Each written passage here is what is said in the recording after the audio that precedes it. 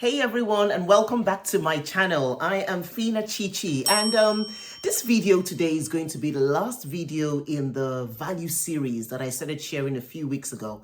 The first video I shared on why I chose values over rules while I was parenting my children. The second video I talked about the 5 values that helped me while I was raising my children, or these 5 values kept on showing up as we were raising our children. And the third video was I was then teaching us how to teach values to different age groups, because it's not the same way you teach values to a 5-year-old that you teach values to a 15-year-old. So I taught kind of in age cohorts how you can teach values. In this video, I'm going to wrap this video or this series up by sharing how to then make those values last. Because I tell you something, in my years of parenting, which is over, oh gosh, over 26 years of parenting, actually 28 years of parenting. Yeah, parenting, and then plus also my work as a parent educator, a youth mentor, mentoring many youths over the years. I have noticed, or I've realized over the years that our children do not become, they don't embody a value just because we speak about that value once. It's something that they embody what we consistently live in. And that's why I really believe that values should be part of our home cultures. I know we talk about sometimes, a lot of times there talks about values as you know, values as our traditions, values as our this. But when you then make it into your home culture, I think that's where I'm going to now. I'm trying to make it into your home culture, because the more we make those values into our home culture, the more it becomes values of the society. Yeah. So I'm going to share with you, I think I've got about 5 points. I'm going to share with you on how to turn values into culture. How to turn values into culture. And I tell you, in today's world, we need in our homes to have these values, as they are so important now more than ever, because our children have many voices to contend with. And if they don't have values at home to sit in, to anchor onto, then the voices of the world, they will answer to the voices of the world. And this is why this topic on values is so important. So I would also encourage you, if you haven't watched any of the videos in the series, please go back. I'm going to save them in a playlist. Please go back and rewatch them. They are so valuable. The first point in turning your values into culture is to talk about your values regularly. The more we talk about values, the more our children embrace what values are about. And when I say talk about values, I don't mean talk about values only when they've done something wrong. Like, say, for example, your child tells a lie. That's when you start talking about, when we're honest in this family. Honesty is one of our values. So it's not at that point I'm talking about. The times that the values really land in the hearts of our children is when we just have them as ordinary conversations, just in ordinary conversations. The thing is, the values we repeatedly just talk about, it becomes part of us. It becomes part of us, and that's what our children would naturally think about. So that when we talk about, let's say, for example, we talk about, you know, this family is on, you know, we're very honest in this family. This family is known as an honest family. You know, you would find out that in everything that they're doing, oh, mom, you know, oh, I did this, I was honest. Oh, were you honest in what you said? Okay, how did you show honesty today? So it becomes the normal language at home. One of the values that we talked about a lot was and is still resilience. And I remember telling them a story about my dad and my dad's family. They're just very resilient.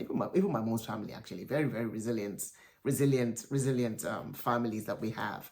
And so by the time I shared these stories, and when I talk about their granddad being resilient, coming to this country so many years ago, just working hard and just doing things before he passed, I think it gave my children a sense of, it's almost as if the value of resilience became part of their DNA.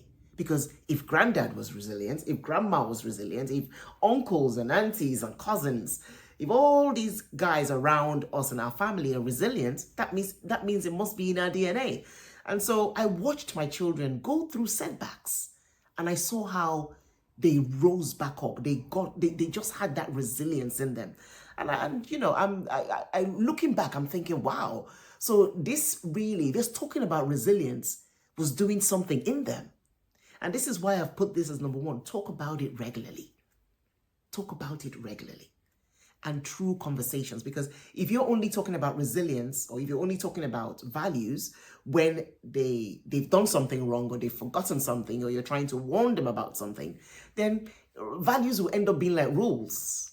And so what we want is we want to talk about them very conversationally, very regularly, just so that it's something that they know and that they embrace. So that when they go out there in the world and someone's telling them to do something else, it's just in them that, do you know what? We don't do this. Not out of fear of mom, not out of fear of dad, but just that, you know, this is not me. I just don't do it. It becomes part of them. And that's what we really, really want. The second one is model the values. That is very, it's as simple as, when I say it's as simple as that, no, let me not use the word it's as simple as that.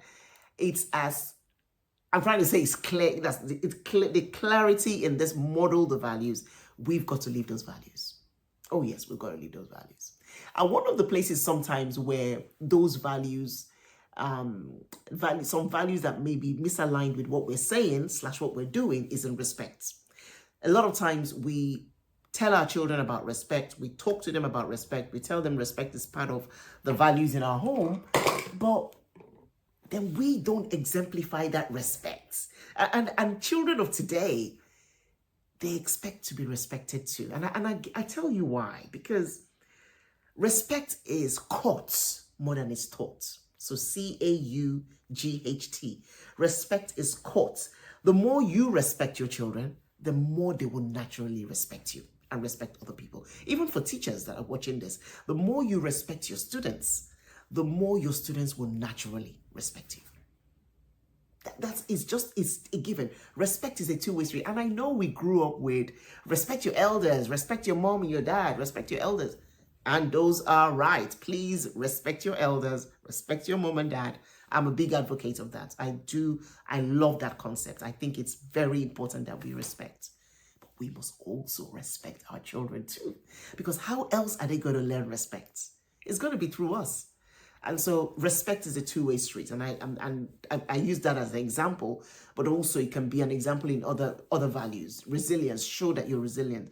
Do you know what? I tell you something about, there's another value about just the love of reading. And something that I notice is that sometimes we want our children to read, but they're not watching us read. So it's almost as if reading is, so what children then interpret it as is that, okay, that maybe reading is more a children thing and not an adult thing, or maybe it's just because of school that we want them to read. We've got to get them to love reading even outside school. And when they see us reading, when we talk about books, it becomes something very natural for us to all talk about. Oh, I'm reading this book. Oh, this chapter in this book. I just saw this. This was so good. I have those kind of conversations with my kids. Oh, there's something I read, and then we'll talk about it, or they will talk about it. And I must tell you something. When my children were much younger, maybe primary school time, I don't remember them loving reading. But again, I didn't force reading on them. I just remember that for a fact. I didn't force reading on them. Of course, they had to read their books when it was time for exams and all those things and do their homework. But I think I started noticing the love of reading more in their teen years. This is when we, even for Christmas gifts, they'll be writing books for us to buy for them for Christmas gifts. And I think it's because we talked about it. And I remember this very well, where I just had chatted. I think I can't remember if we were in the car. And I was talking about how my dad loved to read.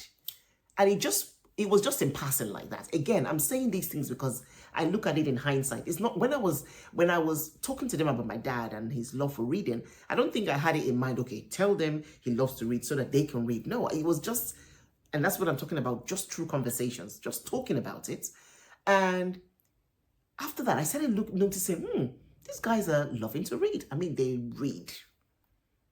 So from their mid-teen years, now that they're in their early 20s, they're reading.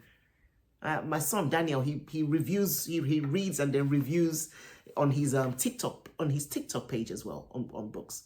My son Kenny reading, Tamara reads, so it's quite interesting to, and I'm only looking back to see the patterns, and this is why I feel very passionate about sharing the patterns that I noticed that worked. That's what I share in my parenting, in this parenting education and the videos that I share. So I noticed that stories like that really got those values that we wanted them to have.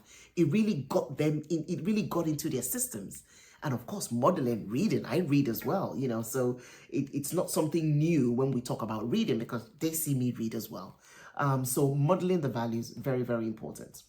The third one is repair when values are broken. This is a big, big one, because our children are children and values are going to be broken. No matter how many times you talk about values, no matter how much you model values, they will still have times where models are broken, where values are broken. It's just a given. Children are children. Their brain hasn't, their brain or their logical side of their brain hasn't finished fully developing. They're going to forget things. They're going to forget the value sometimes. That is a given. And I think it's very important for us to know and for us to accept that they're going to break some value sometimes. Because I think sometimes, do we live in a la-la world where we think, I've taught them this, I've told them this many times, so they should be perfect about it now. Perfection doesn't exist. They're going to break those values sometimes. The key is how we repair when they break the values. Because you see something, if we don't repair properly when they break those values, our children will hold on to those values only because you're there, only because you're in the house. When you step away, they step away from the values. So you don't want to make the values in such a forceful way that they only attach the values to you. Because when you're not there, then they don't even think about the values. This is why when we repair, when they tell a lie, we remind them, okay, what's going on? What happened? Why? What happened? What were you thinking? All those kind of questions. You start to ask them, what would you do differently next time? Or what do you think you would have done? You ask that first. What do you think you would have done differently? And what do you think you would do differently next time? If this happens tomorrow, what would you do? So ask them those kind of reflective questions. I tell you, when repair comes with reflective questions, reflections, because I'm very passionate about this topic, guys, because the goal of correcting our children is so that correction and the advice and the better alternative lands in their heads, isn't it? That's the goal, isn't it? I think that's the goal. I'm sure that's the goal for you too. When you correct them, you want them to embrace that correction. You want them to embrace the lesson that you're teaching them, isn't it?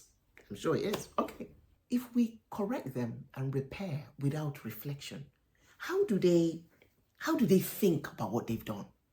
How do they reflect on what they've done? I think reflection is a big part of repair.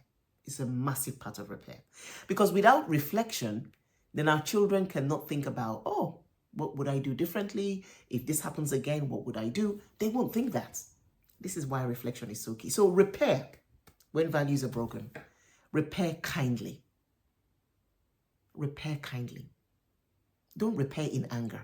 Don't repair, don't correct in with criticisms. Don't correct with comparisons. Don't correct with judgment. Don't correct with condemnation. Don't correct physically with physically hitting them. Don't do that. That's not repair.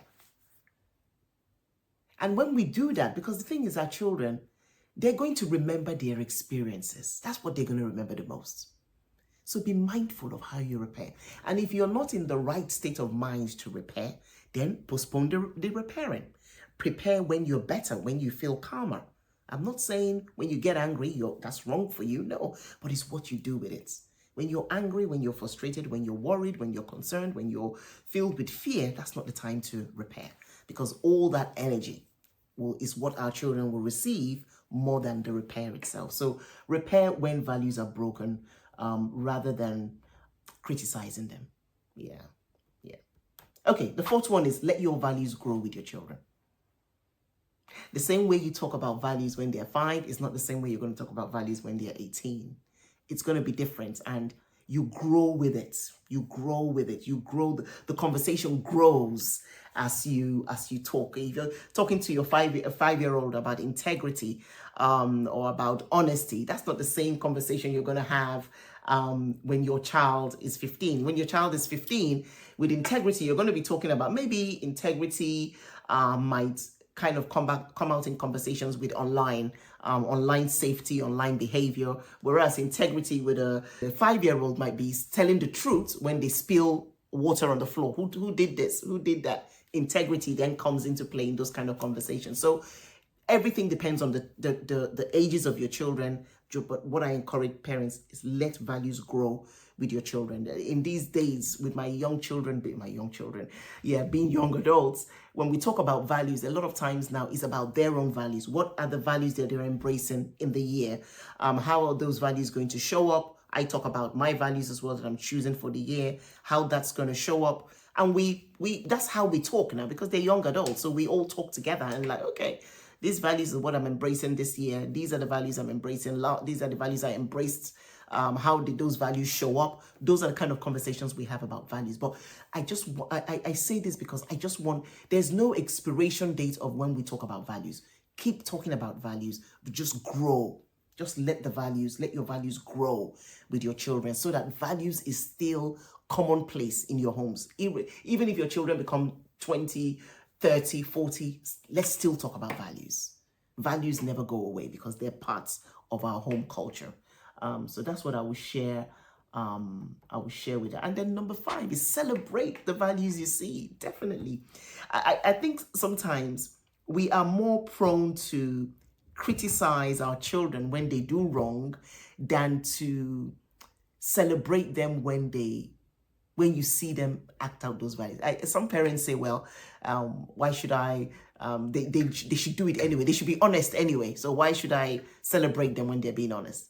But I tell you something, the more you celebrate them when they're honest, the more you celebrate them when they rise up from those setbacks, the more they will do, that will become the norm for them. So celebrating them doesn't mean that they shouldn't know what to do or they better know what to do. Celebrating them just reinforces those values. So yes, celebrate the effort. So rather than saying, oh, you did very well, you achieved the A-star, celebrate what it took to get that A-star. The efforts it took. You saw them wake up in the morning. You saw them study. Celebrate the efforts, because that's what they will remember. That's what they will remember. They will remember, okay, before I got that A-star, I did study, I did work hard, that's what we want them to remember, the efforts, because the efforts they remember are the efforts they're going to repeat. I like that. The efforts they remember will be the efforts that they repeat. So that's what I just thought I would share with us. I mean, I wrote here, I said, our goal is not simply to raise children who follow the rules. Our goal is to raise adults who carry the values. That's powerful. That's powerful. Carry the values, because it's part of our culture. It's part of our home culture. We've talked about it repeatedly. We've modeled it. We've repaired it constructively and kindly. We've grown with it. And we've celebrated it when we've seen it in our children. And those are the key factors in making those values last. Those are the key factors. So I trust that this has helped. If you have resonated, if this video has reminded you of something, reminded you of a point, or giving you some great ideas of how to then model and talk about these values regularly in your home, press the like button. Subscribe to my channel, and let's keep going in this parenting education, on this parenting education platform. I trust that you have gained a lot from this. I've enjoyed recording it and sharing with you from my experiences, from what I know about values, and I'm intentionally putting it in a series so that if you've missed any of the videos, you can just go back to the playlist on the value series and catch up on the videos there. Remember to share the video, remember to like the video, remember to subscribe as well, so that you don't miss out on future videos that I share here. I am so grateful that you are here with us in this parenting community. Take care of yourself, and remember, I am rooting for you all the way. Don't forget that. I'm rooting for you all the way. God bless you, and I'll see you on the next video. You take care. Bye-bye.